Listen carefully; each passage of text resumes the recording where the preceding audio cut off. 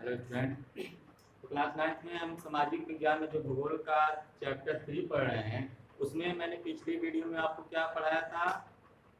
पिछली वीडियो में अपवाह के पिछली वीडियो में हमने हिमालयी जो नदियां हैं और उनकी जो द्रोणियां हैं उसके बारे में पढ़ा था। उनकी कहाँ से कहाँ तक वे निकली हुई हैं, यहाँ से उनका जो उद्गम स्थल वो कहाँ से है और कहाँ जाकर वे समाप्त होते हैं, कहाँ जाकर वे मिलती हैं। यानी कि गंगा के बारे में, गंगा नदी, ब्रह्मपुत्र नदी और सिंधु नदी के बारे में हम पढ़ चुके हैं। आज क्या पढ़ेंगे?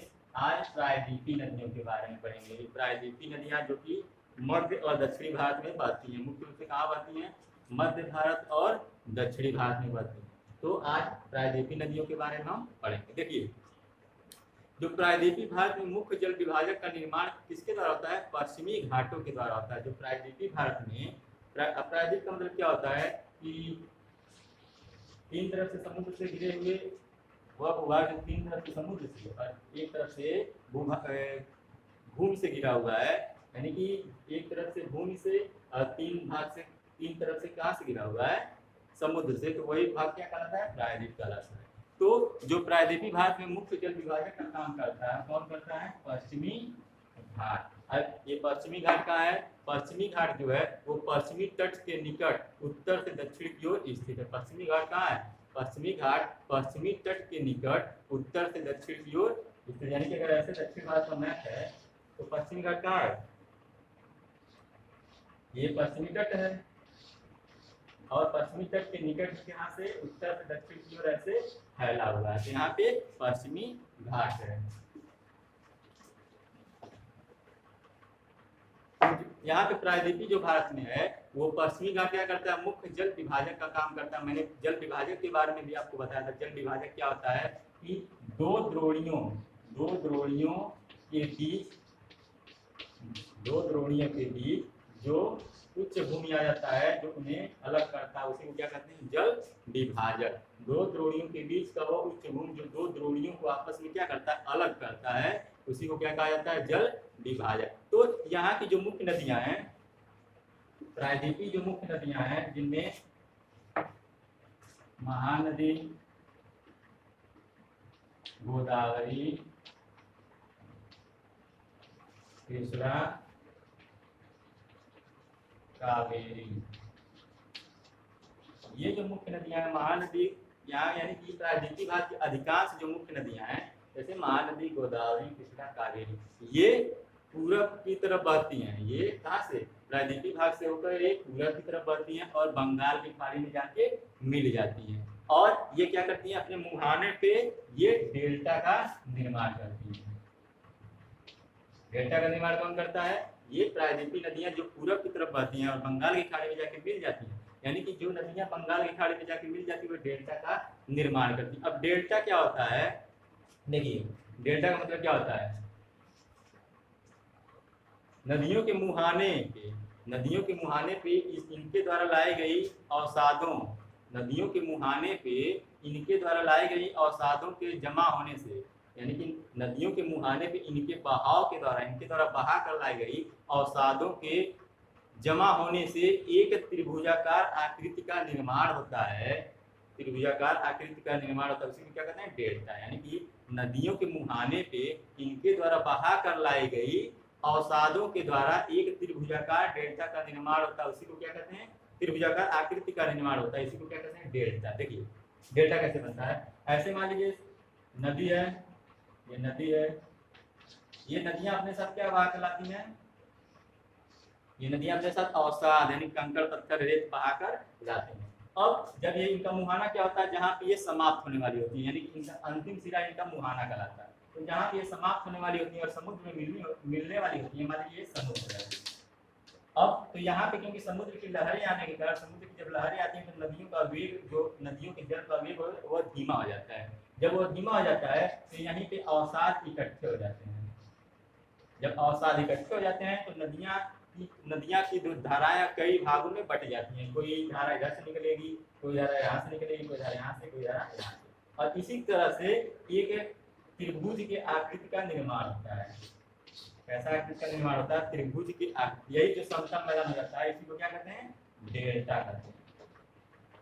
तो नदियों के द्वारा बहा कर लाई गई, नदियों के मुहाने पे इसके द्वारा बहा कर लाई गई अवसादों के जमा होने से जो त्रिभुजाकार आकृति का निर्माण होता है उसी को क्या कहा जाता है, डेल्टा कहते हैं। तो जो अधिकतर बंगाल की खाड़ी में नदियां बहती हैं, गिरती हैं, वो डेल्टा का निर्माण करती हैं। अब इसके उलट जो पश्चिमी घाट से पश्चिम की तरफ बहती हैं, ये तो चार जो नदियां हैं प्रायद्वीपीय नदियां, महानदी, गोदावरी, कृष्णा, कावेरी, ये पूरब की तरफ बहती हैं, बंगाल की खाड़ी में चली जाती हैं और डेल्टा का निर्माण करती हैं। अब उनमें से पश्चिमी घाट की कुछ नदी, पश्चिमी घाट से पश्चिम की तरफ की नदियां बहती हैं, जिनमें दो मुख्य नदी है, कौन कौन, कृष्णा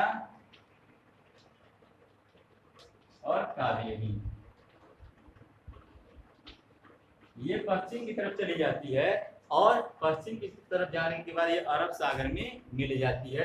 और ये वहां पे, जैसे ये यहाँ पे क्या बनाती हैं, समुद्र मिलने से पहले डेल्टा बनाती हैं, समुद्र मिलने से पहले यानी मुहाने पे डेल्टा बनाती है। इसी तरह से ये जो कृष्णा कावेरी जो पश्चिम की तरफ जाती है, अरब सागर में गिरती है, ये ज्वार नदमुख का निर्माण करती है। ये किसका निर्माण करती है, ज्वार नदमुख का। अब ज्वार नदमुख क्या होता है, इसी टाइप का वो भी है कि देखिए जैसे नदी है, ये नदी है, ये नदियां जब होती हैं ये ऊंचाई से जब समुद्र में गिरती हैं, ऊंचाई से जब समुद्र में गिरती हैं तो इनकी रफ्तार क्या होती है, तेज हो जाती है इन नदियों की तुलना में, क्योंकि यहाँ पे उतना ऊंचाई होता नहीं है, समुद्र के बहाव के कारण पानी का वेग घट जाता है। लेकिन ये नदियां जब ऊंचाई से नीचे की तरफ गिरती हैं तो ये अवसाद इकट्ठा नहीं हो पाता है। यहाँ पे अवसाद, यहाँ पे अवसाद इकट्ठा हुआ था, यहाँ पे अवसाद इकट्ठा नहीं हो पाता है और सीधे ये कहाँ पे, समुद्र में जाकर मिल जाती है। तो यहीं पे क्या बनता है, ज्वार नदमुख, यहाँ से बनता है ज्वार नदमुख। और ये कौन सी नदियां बनाती हैं, पश्चिम की नदियां जो कृष्णा और कावेरी जो अरब सागर में जाकर मिलती है वो ज्वार नदमुख का निर्माण करती हैं, और जो पूरब में बंगाल की खाड़ी में मिलती है वो क्या बनाती हैं, डेल्टा का निर्माण करती हैं। और ये भी है इम्पोर्टेंट कि जो हिमालयी नदियों की तुलना में जो प्रायद्वीपीय नदियां हैं वो अपेक्षाकृत छोटी हैं, यानी कि कम लंबी हैं। हिमालयी नदियां ज़्यादा लंबी हैं और प्रायद्वीपीय नदियां उस हिसाब से उनकी तुलना में कम लंबी हैं। तो ये था प्रायद्वीपीय नदियां। अब हम इनके बारे में बारी बारी से इनके बारे में पढ़ेंगे।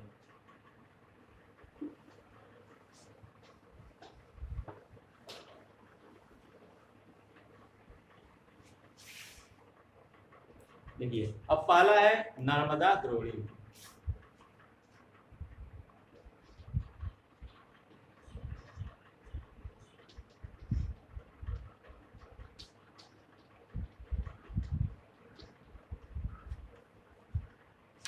देखिए जो नर्मदा द्रोणी है वो पश्चिम की, नर्मदा नदी का उद्गम है क्या है, मध्य प्रदेश के अमरकंटक, मध्य प्रदेश के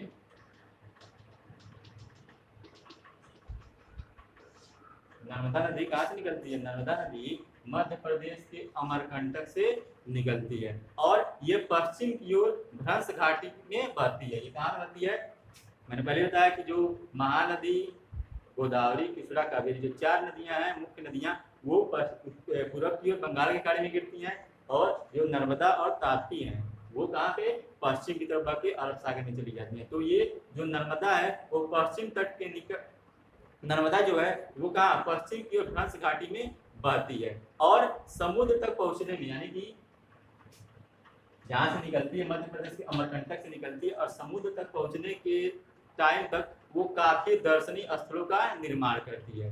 अब क्या करती है, इसके पश्चात ये क्या करती है, जबलपुर के निकट संगमरमर के शैलों में क्या करती है, गहरे गाज का निर्माण करती है, यानी गहरे गाज में बहती हुई है, वहां पे तीव्र ढाल से गिरती है। गहरे गाज यानी कि गाज का मतलब क्या होता है, गाज का मतलब मैंने क्या बताया था, ये घाटी, तो गाज का मतलब घाटी। तो जो जबलपुर में संगमरमर के शैलों से गहरे गाज में बहती हुई क्या करती है, ये तीव्र ढाल से गिरती है और वहां पे ये क्या बनाती है, धुआंधार प्रकाश।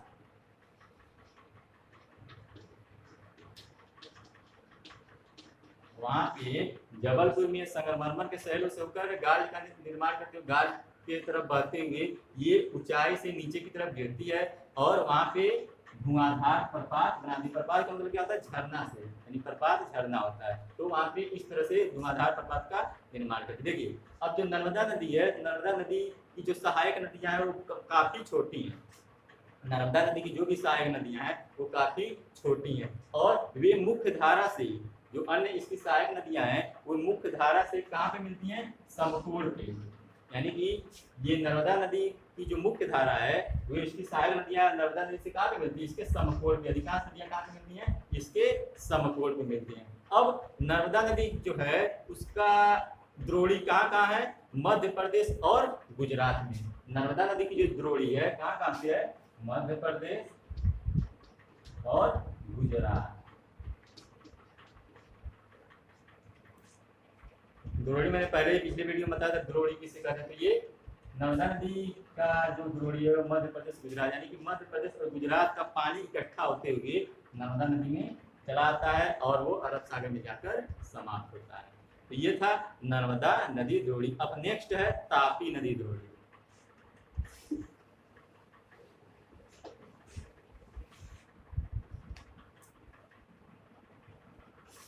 दूसरा है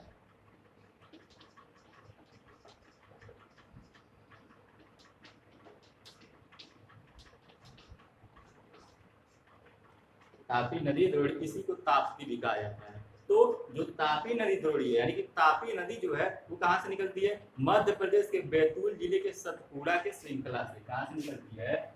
मध्य प्रदेश के बैतूल जिले के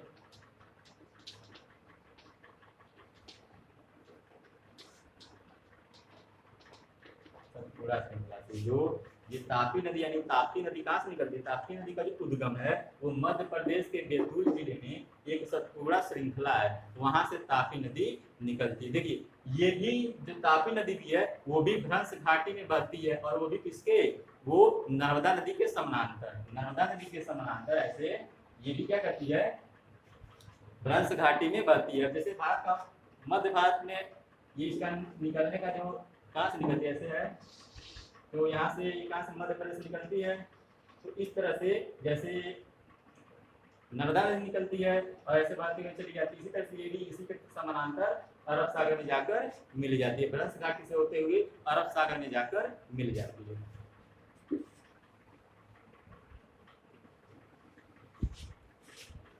देखिए जो तापी नदी है वो लंबाई में कम है, यानी कि तापी नदी की जो लंबाई है वो नर्मदा नदी से कम है, अपेक्षाकृत नर्मदा नदी से कम है। और ये मध्य पर इसका जो क्या कहते हैं द्रोणी, इसका जो द्रोणी है वो कहाँ कहाँ पे है? यानी कि ये कहाँ कहाँ से पानी इकट्ठा होकर इसमें आता है? वो है मध्य प्रदेश, गुजरात और महाराष्ट्र। एमपी यानी कि मध्य प्रदेश, गुजरात, महाराष्ट्र, यहाँ इसकी द्रोणियां हैं। ये कहाँ से निकलती है? मध्य प्रदेश के बैतूल जिले के सतपुड़ा श्रृंखला से निकलती है और इसकी जो लंबाई है वो नर्मदा नदी के अपेक्षाकृत कम है। और इसकी जो द्रोणी है मध्य प्रदेश, गुजरात और महाराष्ट्र, यानी कि यहाँ से इसका जो पानी है वो उन क्षेत्रों से, नदियों नालों के हिसाब से या नहरों से पानी इन क्षेत्रों से इकट्ठा होकर इस तापी नदी में चला आता है।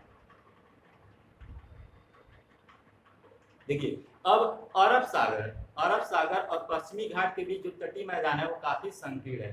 अरब सागर और पश्चिमी घाट, ये अरब सागर है, ये पश्चिमी घाट है। पश्चिमी घाट और अरब सागर के बीच का जो तटीय मैदान है वो काफी संकीर्ण है, इसलिए यहाँ पे नदियों की जो लंबाई होती है वो बहुत ही कम होती है। क्यों?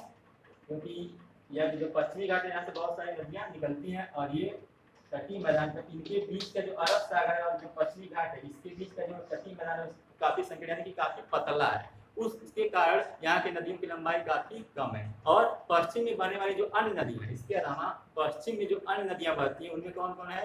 साबरमती, माही, भारतभुजा और पेरियार। जो पश्चिमी ये तो दो नदियां मुख्य नदियां हैं पश्चिमी बहने वाली, नर्मदा और ताप्ती। इसके अलावा साबरमती, माही, पेरियार, ये नदियां भी कहाँ पे बहती हैं? ये नदियां भी पश्चिम की तरफ बहती हैं और अरब सागर में जाके समाप्त होती हैं, यानी कि अरब सागर में मिल जाती हैं। तो ये था नर्मदा नदी द्रोणी। अब आते हैं नेक्स्ट पे गोदावरी नदी द्रोणी।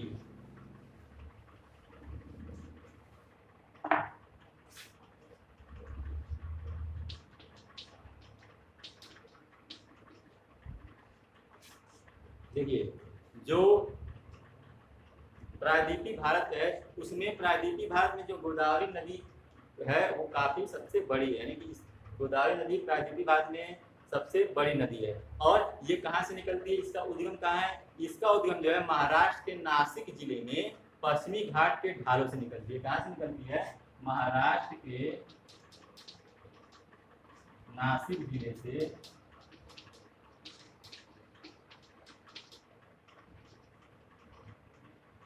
महाराष्ट्र के नासिक जिले में जो पश्चिमी घाट है वहां के ढालों से ये निकलती है। कौन? गोदावरी नदी।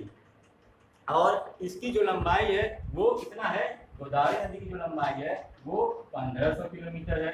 और ये जो गोदावरी नदी यहाँ से निकलती है महाराष्ट्र के नासिक जिले से, वो चली जाती है और बंगाल की खाड़ी में गिर जाती है, यानी कि बंगाल की खाड़ी में ही मिल जाती है। पहले मैंने बताया कि महानदी, गोदावरी, कृष्णा, कावेरी, ये चार मुख्य नदियां कहाँ पे जाती हैं? बंगाल की खाड़ी, यानी कि पूर्व की तरफ बहती हुई बंगाल की खाड़ी में मिल जाती हैं। अब इसका जो अपवाह है तंत्र वो सबसे बड़ा है। एक तो ये सबसे बड़ी नदी है दक्षिण भारत की, इसके अलावा इसका अपवाह तंत्र भी सबसे बड़ा है। और जो इसकी द्रोणी है, यानी कि इन जो गोदावरी नदी की द्रोणी है वो महाराष्ट्र है, मध्य प्रदेश, उड़ीसा और आंध्र प्रदेश। महाराष्ट्र है, मध्य प्रदेश है, उड़ीसा है और आंध्र प्रदेश। ये गोदावरी नदी की द्रोणियां हैं। कौन कौन? महाराष्ट्र, मध्य प्रदेश, उड़ीसा और आंध्र प्रदेश। और इसकी लंबाई कितनी है? 1500 किलोमीटर है। अब देखिए इसकी सहायक नदियां, इसकी कुछ सहायक नदियां भी हैं जिनमें पूर्णा, वर्धा, मांजरा, वेनगंगा, पेनगंगा। कौन कौन है? पूर्णा, वर्धा, मांजरा, वेनगंगा और पेनगंगा। इनमें से जो जो तीन नदियां हैं, अंतिम की जो तीन नदियां हैं, वेनगंगा, पेनगंगा और मांजरा, वो काफी लंबी नदी हैं। उनकी तुलना में, अन्य नदियों की तुलना में, अन्य सहायक नदियों की तुलना में ये जो तीन नदियां हैं मांजरा, वेनगंगा और पेनगंगा, वे उनकी तुलना में काफी लंबी हैं। इसके अलावा जो गोदावरी नदी है उसे दक्षिण भारत की गंगा नदी कहा जाता है, क्योंकि इसकी लंबाई काफी अधिक है, दक्षिण भारत की सबसे लंबी नदी है। इसी वजह से इसे दक्षिण भारत की गंगा नदी के नाम से भी जाना जाता है। तो ये थी गोदावरी। अब नेक्स्ट क्या है? महानदी।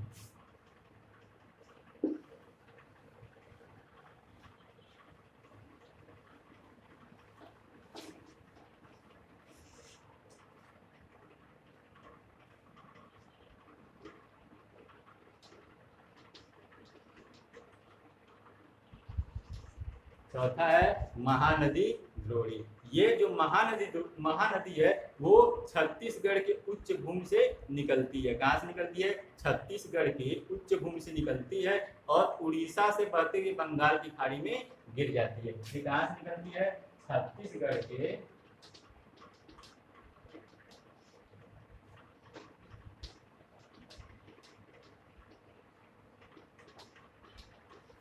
छत्तीसगढ़ के उच्च भूमि से निकलती है और उड़ीसा से होते हुए, छत्तीसगढ़ कहाँ है? मध्य प्रदेश में पहले था छत्तीसगढ़, उसके बाद वहां से अलग हो गया, तो मध्य प्रदेश के पास है। तो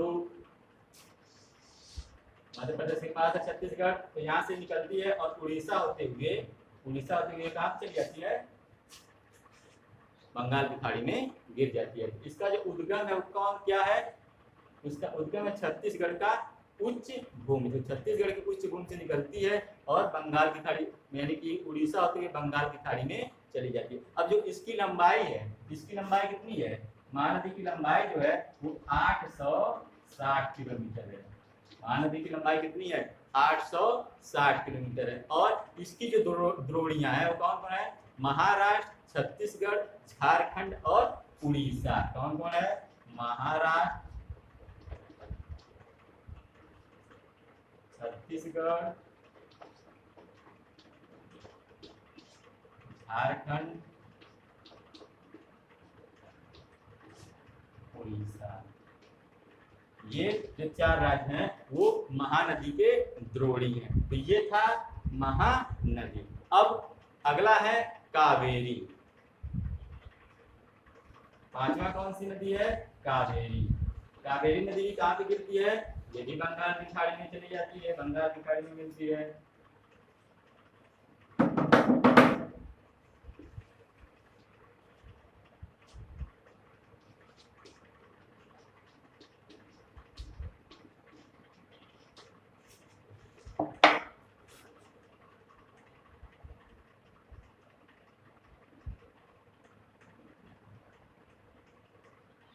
महानदी, गोदावरी, नर्मदा, ताप्ती, गोदावरी, महानदी। तीसरा, उसके बाद कावेरी, तीसरा, इसके बाद कावेरी के बाद तीसरा। देखिए कावेरी जो है वो कहाँ से निकलती है? पश्चिमी घाट के ब्रह्मगिरी श्रृंखला से निकलती है। कावेरी कहाँ से निकलती है? पश्चिमी घाट के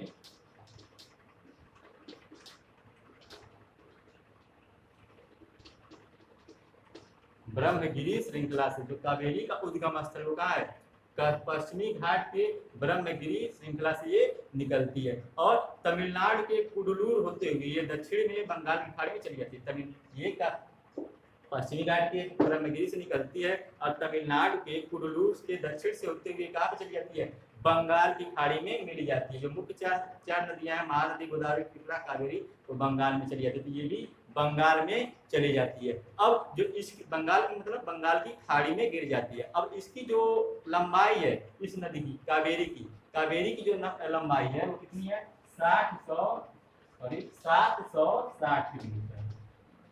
कावेरी की लंबाई कितनी है? 760 किलोमीटर। और जो इसकी जो सहायक नदियां हैं, इसकी कावेरी की जो सहायक नदियां, यानी कि जो नदियां कावेरी में आकर मिल जाती, उनमें अमरावती है, भवानी है और हेमावनी है। कौन कौन? अमरावती, भवानी और हेमावनी।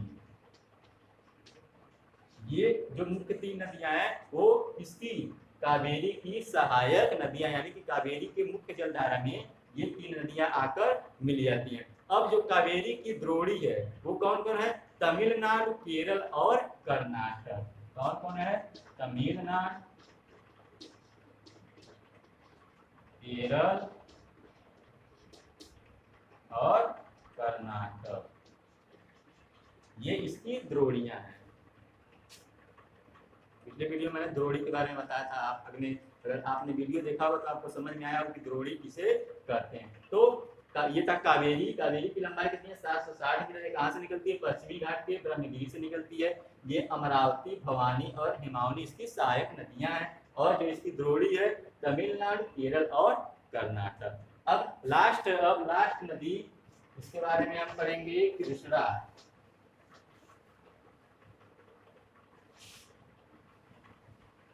छठी महत्वपूर्ण नदी है ये प्रायद्वीपीय।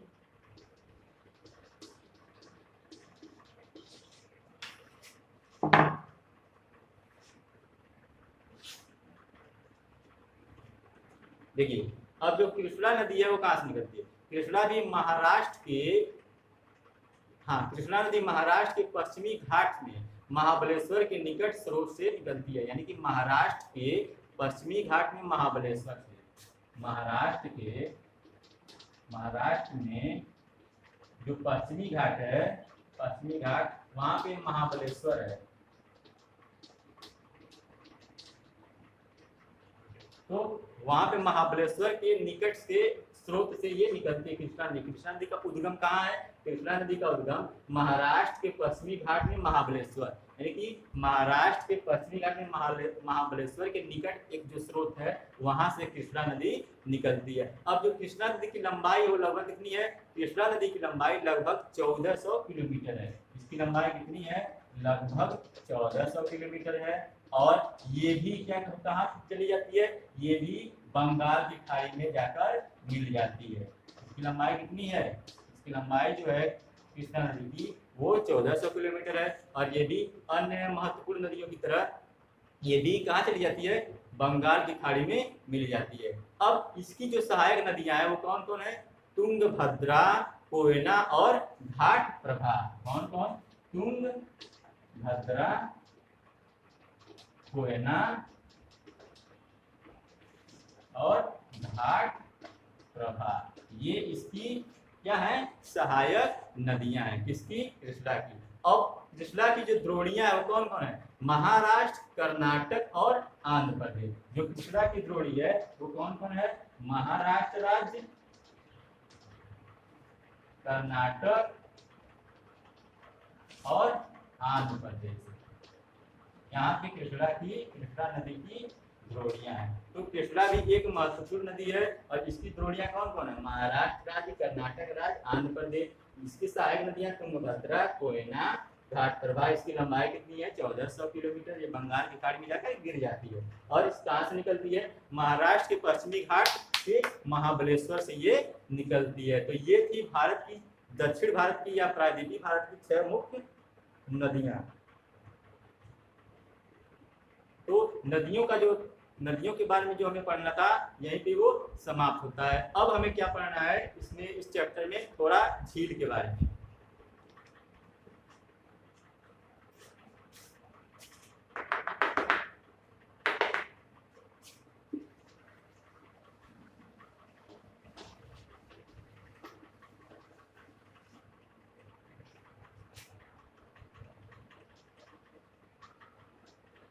आई होप आपको नदियों के बारे में समझ में आया होगा कि नदियां जो हिमालयी नदियां हैं, प्रायद्वीपीय नदियां हैं, उनका उद्गम वो कैसे कैसे बहती हैं, उसके बारे में आपको समझ में आया होगा। अब हम पढ़ेंगे झीलों के बारे में। देखिए, झील किसे कहते हैं? तो पृथ्वी की सतह के गर्त वाले भागों में, पृथ्वी की सतह के गर्त वाले भागों में जहाँ पर जल इकट्ठा हो जाता है उसी को झील कहते हैं।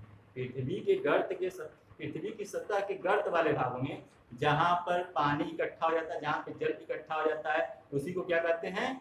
झील कहते हैं। देखिए, आप झील के बारे में सुने होंगे, बहुत सारे भारत की बहुत सारी झीलें हैं, जिनमें उलर झील, डल झील और चिल्का झील।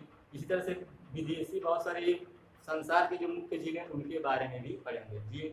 झीलों का मुख्य महत्व क्या होता है कि झीलें जो होती है वो पर्यटन के तौर पे बहुत ही आकर्षक होती है। यानी कि बहुत सारे पर्यटक उन शहरों में, उन राज्यों में जाते हैं जहाँ पे झीलें होती हैं, क्योंकि ये काफी सुंदर होती हैं और ये पर्यटकों को आकर्षित करती हैं। लेकिन पर्यटकों के अलावा अब ये भी हम सोच रहे हैं कि अगर जैसे कश्मीर है, हिमाचल प्रदेश है, नैनीताल है, यहाँ पे बहुत सारी सुंदर झीलें हैं, अगर वो झीलें ना होती तो क्या पर्यटक आकर्षित होते? वहाँ पे नहीं होते। क्यों? कि पर्यटक जो आकर्षित होते हैं वो झीलों की सुंदरता के कारण आकर्षित होते हैं। तो झीलों की जो महत्वता है, झीलों का जो महत्व है वो सिर्फ पर्यटकों को आकर्षित करना नहीं है, बहुत सारे मानवीय, इससे बहुत सारे मनुष्य की आवश्यकताओं को झील क्या करती हैं? पूरी करती हैं, लेकिन मनुष्य को काफी लाभ पहुंचाती हैं। अब जो झीलें होती हैं, जैसे भारत की जो झीलें हैं वो आकार और लक्षणों में भिन्न होती हैं। भारत की झीलें जो हैं वो आकार में और विशेषताओं में, लक्षणों में भिन्न है। क्यों? कि अधिकतर जो झीलें वो कैसी हैं? अस्थायी। भारत की जो अधिकतर झीलें हैं वो अस्थायी है, लेकिन बहुत सारी ऐसी झीलें हैं जिनमें पानी कब रहता है? जब वर्षा होती है, तो यानी कि वर्षा के ऋतु में उन झीलों में पानी रहता है। बहुत सारी झीलें भारत में क्या है? अस्थायी हैं, हमेशा रहती हैं, मतलब कि सूखती नहीं है। लेकिन बहुत सारी ऐसी झीलें हैं जिनमें वर्षा के समय, जब वर्षा हो तो पानी इकट्ठा रहेगा, जब वर्षा समाप्त हो जाएगी, गर्मी का मौसम आएगा तो पानी समाप्त हो जाता है, मतलब पानी समाप्त हो जाता है। अब जो झीलें होती हैं, झीलें जो होती हैं कई प्रकार से बनती हैं। कुछ झीलें जो हैं वो कैसे बनती हैं? हिमानियों और बर्फ की चादर से।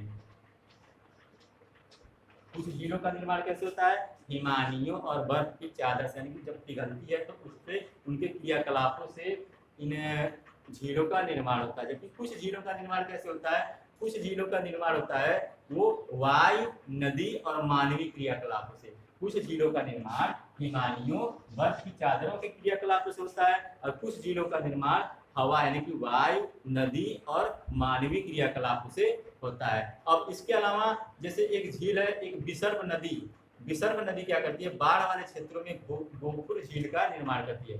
कल विसर्प, पिछले वीडियो में विसर्प वाला बताया था ना कि वो विसर्प जो नदी होती है यश के आकार की होती है, तो इस तरह से बहती हुई आगे निकलती है। तो ये झील, ये नदी जो है वो बाढ़ वाले क्षेत्र में गोपुर झील का निर्माण करती है। किस झील का? गोकुल झील। अब गोकुल झील का मतलब क्या है कि ये जो झील है इसका जो संरचना है यानी कि आकृति वो किस आकार का होता है? गाय के खुर के आकार का इसकी आकृति होती है, इसलिए इसे क्या कहा जाता है? गोकुल झील कहा जाता है। अब देखिए इसके अलावा अंतर्देशीय भागों में जो झीलें होती हैं कभी कभी मौसमी होती है। जो अंतर्देशीय भाग है वहाँ पे झीलें कभी कभी मौसमी होती है। जैसे उदाहरण के तौर पर जो राजस्थान का सांभर झील है, राजस्थान में जो सांभर झील है उसका पानी कैसा है? लवणीय है। राजस्थान में जो सांभर झील है उसका पानी कैसा है? लवणीय है, यानी कि काफी खारा है। और उसके पानी का उपयोग किस लिए किया जाता है? राजस्थान के सांभर झील में पानी का उपयोग किस लिए किया जाता है? नमक बनाने के लिए किया जाता है। इसलिए किया जाता है नमक बनाने, क्योंकि लवड़ी है इसलिए इसमें नमक की मात्रा पाई जाती है सांभर झील में, इसलिए इस पानी का उपयोग किस लिए किया जाता है? नमक बनाने के लिए किया जाता है। अब देखिए, अब इसके अलावा मीठे पानी की जो झीलें हैं, मीठे पानी की जो झीलें हैं वह अधिकांश हिमालयी क्षेत्र से निकलती हैं और हिमानी से बनती हैं। झीलें दो प्रकार की होती है, एक लवड़ी होती है और एक मीठे पानी की झील। तो लवड़ी में नमक ज्यादा होता है और जो मीठे पानी की झील होती है वो पहाड़ों से यानी कि पर्वतों से बनती हैं। तो ये जो मीठे पानी की झील होती है कैसे बनती हैं? पर्वतों से बनती हैं। हिमालय क्षेत्र में मीठे पानी की पर्वत कहाँ है? भारत में हिमालय में है ना, इसलिए हिमालयी क्षेत्र में जो झीलें हैं वो कैसी हैं? मीठे पानी की झीलें। और ये हिमानी से बनती हैं, यानी कि जो मीठे पानी की झीलें होती हैं वो कैसे बनती हैं? हिमानी से बनती हैं। इसके विपरीत जो उलर झील है, जो जम्मू कश्मीर का उलर झील है, आपने नाम सुना होगा उलर झील का, ये भी मीठे पानी की झील है। तो जम्मू कश्मीर का जो उलर झील है ये कैसे बनता है? ये भूगर्भीय क्रिया से बनता है। जम्मू कश्मीर का जो उलर झील बना है वो कैसे बना है? भूगर्भीय क्रिया से। जैसे मैंने क्या बताया कि जो अधिकांश मीठे पानी की झील होती है वो कैसे बनती है? हिमालयी क्षेत्रों में है, वो अधिकांश मीठे पानी की झीलें हिमालयी क्षेत्र में है। और वो कैसे बनती है? वो हिमानी से बनती है, यानी कि बर्फों के पिघलने से। लेकिन जो जम्मू कश्मीर में ही उलर झील है ये भी तो हिमालय क्षेत्र में ही पड़ता है, लेकिन ये कैसे बना है? ये भूगर्भीय क्रियाओं से बना है। और ये भारत की सबसे अधिक मीठे पानी की झील भी इसी को कहते हैं। कहा जाए कि भारत की सबसे बड़ी मीठे पानी की झील कौन है? तो उलर झील है जो भारत की सबसे बड़ी मीठे पानी की झील है। अब इसके अलावा उलर झील के अलावा कुछ अन्य झीलें भी हैं, मीठे पानी की कुछ अन्य झीलें भी हैं जिनमें डल झील, भीमताल, नैनीताल, लोकताल। कौन कौन है? डल झील है, भीमताल है, नैनीताल है और लोकताल। ये कौन सी झीलें हैं? ये जो झीलें हैं वो मीठे पानी की झील है। कौन से पानी की? मीठे पानी का। कहा जाए कि कुछ मीठे पानी के झीलों के नाम बताओ, तो उलर हो गया, उलर झील, डल झील, भीमताल, नैनीताल, लोकताल, ये सभी क्या है? मीठे पानी की झीलें हैं और ये अधिकांश हिमानी से बनती हैं। जबकि अगर कहा जाए कि लवड़ी यानी कि खारे जल, ये क्या कहते हैं, खारा जो झील है यानी कि खारे पानी से बनने वाला लवड़ी झील जो है वो सांबर है। और एक उड़ीसा में जो चिल्का है वो भी खारे पानी की झील है। चिल्का भी खारे पानी की झील है और ये सांबर भी खारे पानी की झील है। तो ये सब क्या है? झीलों की झील थी। अब देखिए, अब झील का निर्माण एक अन्य तरीके से होता है कि जब नदियों पे बांध बनाया जाता है, यानी कि बिजली के लिए, बिजली उत्पादन के लिए जब नदियों पे बांध बनाया जाता है तो उसकी क्रियाकलापों से भी झीलों का निर्माण हो जाता है। यानी कि नदियों पे बांध बनाए जाने से झीलों का निर्माण हो जाता है। जैसे गोविंद सागर, गुरु गोविंद सागर बांध जो है वो क्या कहते हैं कि बिजली बनाने के कारण गुरु गोविंद सागर बांध का, गुरु गोविंद सागर झील का निर्माण हुआ है। कहाँ पे है ये है भाखड़ा नांगल परियोजना पे। ये जो गुरु गोविंद सागर बांध है भाखड़ा नांगल परियोजना के कारण इस झील का निर्माण हुआ है। अब झीलों का क्या महत्व है देखिए,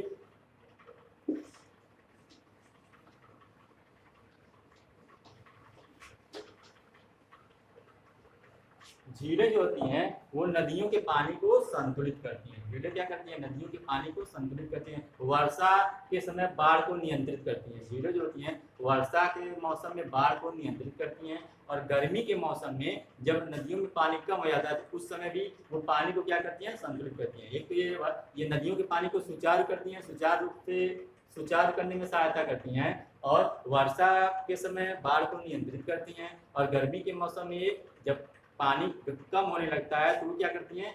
नदियों के पानी को संतुलित करती हैं। इसके अलावा बिजली, कहीं कहीं पे झील बिजली भी उत्पादन करने में सहायक होता है। बहुत स्थानों पे इन झीलों का उपयोग करके बिजली बनाया जाता है। इसके अलावा ये जलवायु को सामान्य करती हैं। जो झीलें होती हैं वो जलवायु को भी सामान्य करती हैं। तो ये था झील, यानी कि झीलों के बारे में। अब हमें क्या पढ़ना है?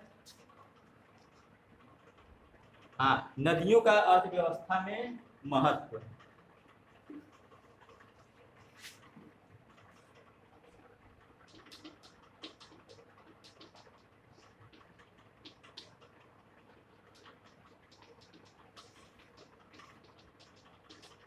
आपने नदियों के बारे में पढ़ा होगा पहले से। नदियां जो है वो प्राचीन काल से मनुष्य के लिए काफी लाभदायक रही हैं। यानी जो पुरानी सभ्यताएं भी थी, कोई भी सभ्यता, इतिहास के आप चैप्टर पढ़े होंगे, कोई भी सभ्यता आपने पढ़ा होगा तो वो जो सभ्यताएं थी वो नदियों के किनारे ही बसी थी, और धीरे धीरे गांव का निर्माण हुआ। नदियों के किनारे किनारे बसी गांव का निर्माण हुआ, और जब वही गांव, जब उस गांव का विकास हुआ तो वे शहरों के रूप में बदल गए। तो अब अधिकांश जो भारत के बारे में पढ़ते हैं, अधिकांश जो मुख्य शहर हैं वो नदियों के किनारे ही बसे हैं। तो नदियां काफी लाभ पहुंचाती हैं, और यहाँ तक कि जैसे भारत जैसे देश में जहाँ पे लोग अपने जीवित रहने के लिए कृषि पर निर्भर हैं। यहाँ पे 3/4 लोग कृषि पे निर्भर है। यहाँ कह सकते हैं कि 70 या 75% लोग बाद में किस पे निर्भर हैं? अपनी जीविका के लिए कृषि पर निर्भर हैं। तो यहाँ पे जो सिंचाई है, सिंचाई नदियों के जल के कारण ही सिंचाई होता है। और इसके अलावा विद्युत, एक नौका संचालन, विद्युत और सिंचाई, ये भारत जैसे देश में जहाँ पे जो देश कृषि पे ज़्यादा डिपेंड है, वहाँ पे नदियों का पानी काफ़ी महत्वपूर्ण होता है, क्योंकि इससे एक तो विद्युत बनाई जाती है, और दूसरा किसानों के लिए जो मुख्य सबसे महत्वपूर्ण चीज़ है सिंचाई, जो किसानों के लिए सिंचाई का साधन नदी का पानी बनता है। इसके अलावा भी नदियों के बहुत सारे अन्य महत्व होते हैं। तो ये इस तरह से अर्थव्यवस्था में योगदान कैसे देगा? अगर सिंचाई होता है तो किसानों का, क्योंकि ज़्यादा से ज़्यादा जो यहाँ पे इंडिया में या भारत में जो ज़्यादा से ज़्यादा आम आदमी है या ज़्यादा से ज़्यादा यहाँ के लोग हैं वो कृषि पे निर्भर करते हैं, और कृषि का अर्थव्यवस्था में काफ़ी बड़ा योगदान रहता है। बहुत सारे उद्योगों को कच्चा माल भी कृषि के द्वारा, एक तो खाद्यान्न फसलें, खाने वाली फसलें तो उत्पादन होता ही है, इसके अलावा बहुत सारी कच्चे माल भी अर्थव्यवस्था के लिए जो अर्थव्यवस्था में विशेष योगदान करता है, क्योंकि उद्योगों को कच्चा माल भी बहुत कृषि के द्वारा ही, बहुत सारे कच्चा माल कृषि के द्वारा उद्योगों को मिलता है। तो सिंचाई के साधन उपलब्ध हो जाने से जो नदियों के द्वारा होता है तो वो आसानी से कृषि या उसका उत्पादन वो आराम से हो जाता है। लेकिन अगर नदी ना हो तो ये किसानों को सिंचाई की व्यवस्था जो आसानी से मिल जाती है वो नहीं मिल पाएगी, तो उससे देश की अर्थव्यवस्था जो पिछड़ जाएगी। तो इसलिए अर्थव्यवस्था में योगदान देता है, नदियाँ देती हैं। क्यों? क्योंकि वो सिंचाई और इसके साथ साथ विद्युत में भी योगदान देती है, यानी कि विद्युत, नदियों के पानी से विद्युत भी बनता है और सिंचाई भी होता है। तो वो इस तरह से हम कह सकते हैं कि अर्थव्यवस्था में योगदान देती है। अब लास्ट इसके बारे में है नदी प्रदूषण। देखिए नदी जो है, भारत में बहुत सारी नदियां हैं, आपने पढ़ा, उत्तर भारत की नदियां हैं, हिमालयी नदियां हैं, और दक्षिण भारत की प्रायद्वीपीय नदियां भी हैं। बहुत सारी नदियां हैं, सैकड़ों नदियां भारत में हैं। तो नदियां किसी भी देश के लिए बहुत ही महत्वपूर्ण होती है। नदियां साफ स्वच्छ हों तो वातावरण भी स्वच्छ रहता है। लेकिन क्योंकि बाद में औद्योगिकरण का विकास, शहरीकरण का विकास होने से, नगरीकरण होने से, काफ़ी जनसंख्या बढ़ने से, नगरों में काफ़ी जनसंख्या बढ़ने से क्या हुआ, या गंदगी बढ़ी, तो उससे नदियां क्या होती हैं, प्रदूषित होती हैं। नदियां प्रदूषित कैसे होती हैं? गंदगी से। अब बहुत सारी फैक्ट्रियां हैं जिसके खराब पदार्थ नदियों में फेंक दिए जाते हैं। शहरों में जनसंख्या जब बढ़ती है तो ज़्यादा नाली के माध्यम से, गटर के माध्यम से, गंदे नाले पानी जो होते हैं, गंदे पानी नालों के माध्यम से उनको भी नदियों में ही बहा दिया जाता था। इन सभी से नदियाँ क्या होती हैं, प्रदूषित होती हैं। और अगर नदियाँ प्रदूषित होंगी तो फिर वह किसी भी देश के लिए, किसी भी क्षेत्र में अगर नदियाँ प्रदूषित होती हैं तो वह उस क्षेत्र के लिए हानिकारक सिद्ध होता है, क्योंकि उसके एक तो उसमें रहने वाले जीव भी मर जाते हैं। और फिर प्रदूषित नदियों का पानी अगर खेतों में जाएगा तो वो भी खेतों के लिए अच्छा, किसी के लिए अच्छा नहीं होगा। तो जो नदियों का प्रदूषण हुआ मुख्य रूप से किसके कारण हुआ है, नदियों का जो प्रदूषण हुआ है वो शहरीकरण और औद्योगिकरण के कारण। जितना ही तेजी से शहरीकरण हुआ है, नगरों का विकास हुआ है, जितना ही तेजी से औद्योगिकरण हुआ है, उद्योगों का विकास हुआ है, नदियों का पानी दिन पर दिन विषैला होता चला गया, प्रदूषित होता चला गया। तो हमें नदियों को शुद्ध बनाना चाहिए, क्योंकि नदियाँ शुद्ध रहेंगी तो वह अपने एक तो देखने में अच्छी लगेंगी। जैसे बहुत सारी योजनाएं चलाई जा रही है ना, बहुत सारी योजनाएं चलाई जा रही हैं जिससे नदियों को शुद्ध किया जाए, स्वच्छ किया जाए। तो नदियों को स्वच्छ करना न सिर्फ सरकार की जिम्मेदारी है, इसके अलावा हर नागरिक की जिम्मेदारी है, क्योंकि यह क्या है, ये इससे हम ही को लाभ लेना है, ये भविष्य में हमारे काम आने वाली है। तो नदियों का जो प्रदूषण है वो मुख्य तौर पर कैसे हो रहा है, शहरीकरण और नगरीकरण के कारण, औद्योगिकरण के कारण।